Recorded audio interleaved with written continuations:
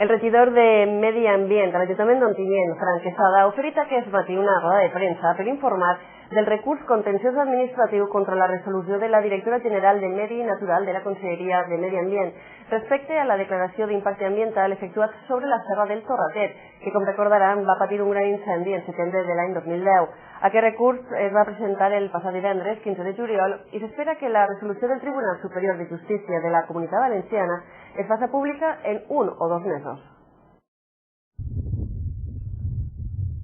L'Ajuntament d'Ontinyent ha presentat un recurs contenciós administratiu contra la resolució de la directora general de Medi Natural de la Conselleria de Medi Ambient, per la qual aquest dictava declaració d'impacte ambiental estimant acceptable a efectes ambientals el projecte de la línia elèctrica d'alta tensió entre la serra del Torratet d'Ontinyent i la línia Juan Urrutia d'Alcoi.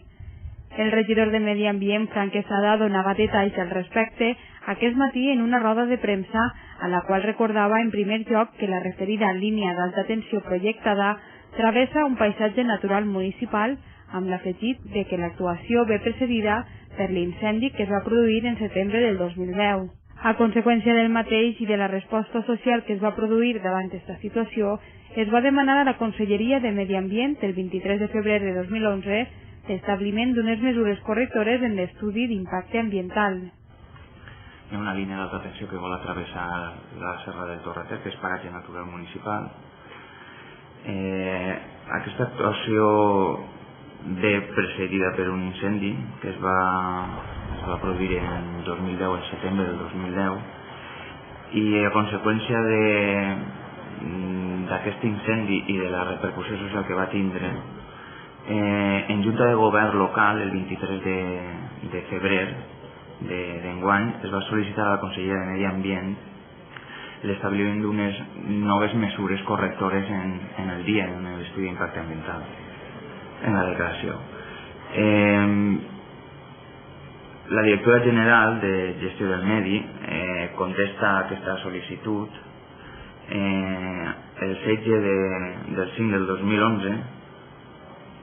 en juny. La directora general de Medi Natural va contestar a aquesta petició el passat 16 de maig, assegurant que les mesures exigides al decret d'impacte ambiental són adequades per a evitar el risc d'erosió i d'incendi, ja que es va avaluar l'impacte ambiental sobre la vegetació i la fauna vulnerable. Diu que les mesures exigides al decret d'impacte ambiental són adequades per a evitar el risc d'erosió i d'incendi,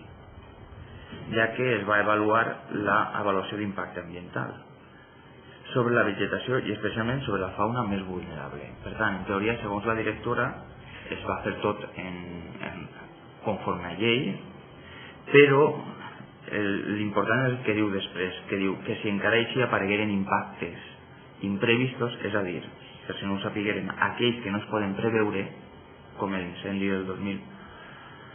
de setembre, durant l'execució del projecte hauran de ser comunicats pel promotor per tal d'adequar este projecte.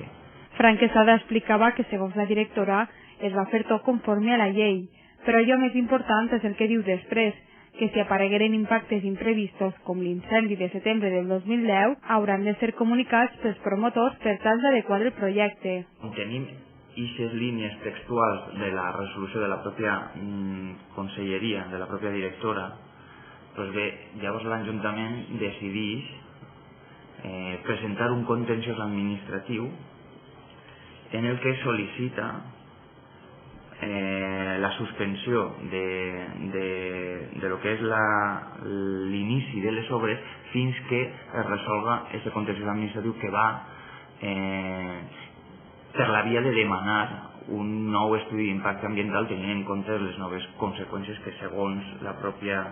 directora general diu que no es podien haver previst. Llavors, això es va presentar la data d'eixida el 15 de juliol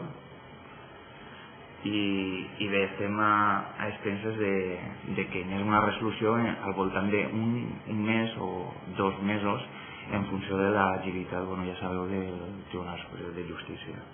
Aquest recurs es va presentar el passat divendres 15 de juliol i s'espera que la resolució del Tribunal Superior de Justícia de la Comunitat Valenciana es faci pública en 1 o 2 mesos. Quesada exposava que des del consistori ontinyentí pensen que la contestació serà positiva, avançant que en cas contrari es duran a terme altres actuacions de les que encara no han donat detalls.